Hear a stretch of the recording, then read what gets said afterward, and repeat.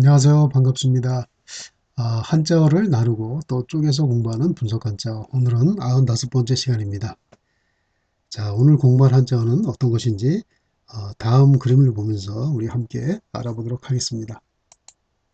자, 이것은 어떤 그림인가요? 이 그림을 보면은 생각나는 한자어가 어떤 것인지 한번 생각해 보시기 바랍니다.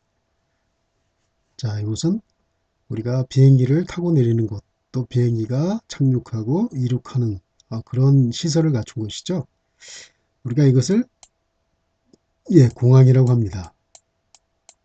인천공항, 또 김포공항 여러 개의 공항이 있는데요. 이 공항이 구체적으로 어떤 뜻인지, 왜 공항이라고 하는지 우리 한 글자씩 한번 분석해 보도록 하겠습니다. 자, 공이라는 것은 비어있다 이런 뜻입니다. 비어있다라는 것을 이제 이런 글자로 표시를 해놨는데요. 이런 글자로 표현하고 있는데, 자, 우리 한 글자씩 한번 분석해 보도록 하겠습니다. 이거 보면 이제 공이라는 글자와 구멍혈이라는 두 개의 글자가 결합해서 비어있다 이런 뜻을 가진 한자로 표현하고 있습니다. 여기서는 이제 장인공자가 이런 한자의 의미하고는 관계없이 하나의 발음 요소로 쓰였다는 것을 우리가 알 수가 있죠. 하나의 형성 문자라고 볼 수가 있습니다. 요 혈자라는 것은 구멍혈 이런 뜻을 가지고 있는데요. 구멍이나 어떤 굴이라는 것은 이렇게 많이 비어 있기 때문에 그런 의미에서 이게 비어 있다 이런 뜻을 가지고 있습니다. 구멍혈이라는 것은 이제 동굴집을 보통 뜻하고 있는데요. 그 아직도 중국에서는 이렇게 혈거라고 하죠. 동굴집들이 많이 있다고 합니다. 주로 이제 황토층이 있는 그런 황토 언덕에 황하 이제 중류 지역에는 아직도 이제 그 황토 언덕들이 일종의 이제 황토 공원이라고 볼 수가 있는데요. 오랜 세월 동안 이제 황토에 의해서 밀려온 황토에 의해서 이렇게 쌓아진 그런 이제 황토 언덕에 지은 그런 동굴집이 아직 많이 남아 있다고 합니다. 일단 황토라는 것이 사람 몸에 굉장히 좋고요. 또 겨울에 따뜻하고 또 여름에 아주 시원하기 때문에 아직도 주거용으로 많이 쓰고 있다고 합니다. 무려 한 4천만 명 정도가 그러한 동굴집에 황토 동굴집에 아직까지도 살고 있다고 합니다. 자, 공이라는 것이 이렇게 비어있다 뜻만 아니라 또 하늘을 의미하고 있는데요. 하늘이라는 것은 사실 텅 비어 있기 때문에 그래서 하늘이란 뜻으로도 이렇게 쓰고 있습니다. 우리가 이러한 것을 비행기라고도 하지만 또 항공기라고도 하는데요. 항자가 이렇게 배란 뜻을 또 가지고 있습니다. 배 주자에다가 요 항자는 이제 높을 항자입니다. 높다. 예.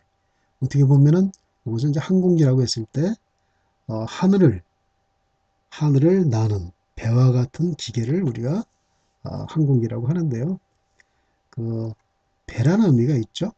예, 비행기도 사실은 바다를 이렇게 운항하는 그런 의미에서 똑같은 개념으로 하늘을 이렇게 운항하는 그러한 배로 생각하고 있는 것입니다. 물론 구조는 다르지만은 우주선이라는 것도 우주를 운항하는 선자가 이제 배선자입니다. 그러한 배란 개념으로 이 영어를 생각을 하고 있는 것이죠. 자, 그래서 이 항이라는 글자를 우리가 보면요. 항이라는 것은 이제 항구라는 뜻을 가지고 있습니다. 항구라는 것은 어떻습니까? 배가 드나드는 그런 시설을 갖춘 곳을 얘기하고 있습니다. 구라는 것은 입구자죠. 배가 들락날락거리는 그 입구가 바로 항구란 뜻인데요.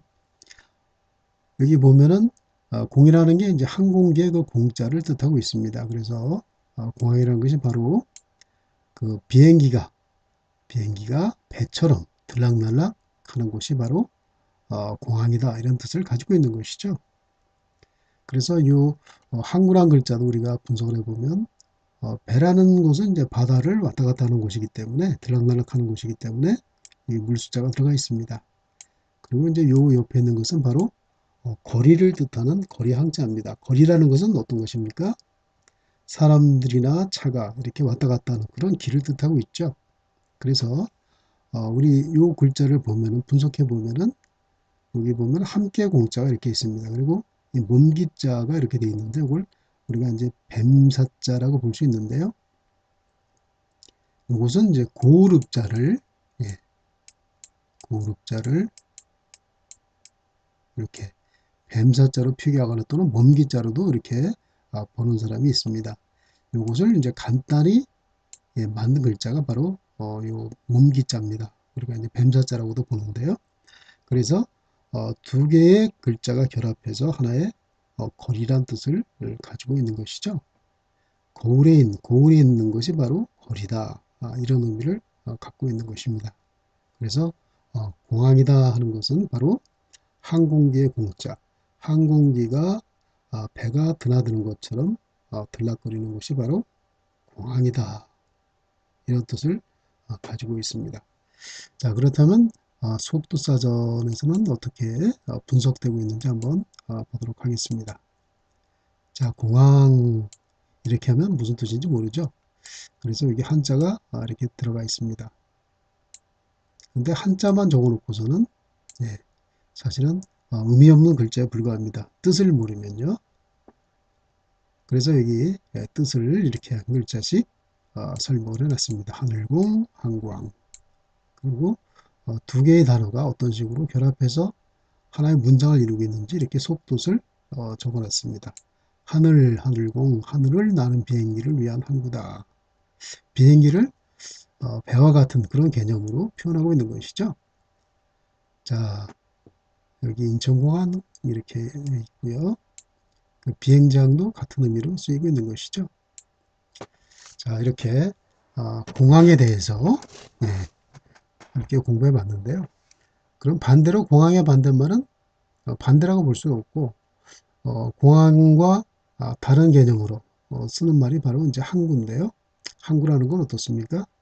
하늘을 떠다니는 그런 시설을 갖춘 그런 곳이 아니라 배가 들락날락하는 곳이 바로 항구인 것이죠. 자, 이렇게 우리 공항에 대해서 함께 공부해 봤습니다. 자, 오늘은 이것으로 마치도록 하겠습니다. 감사합니다.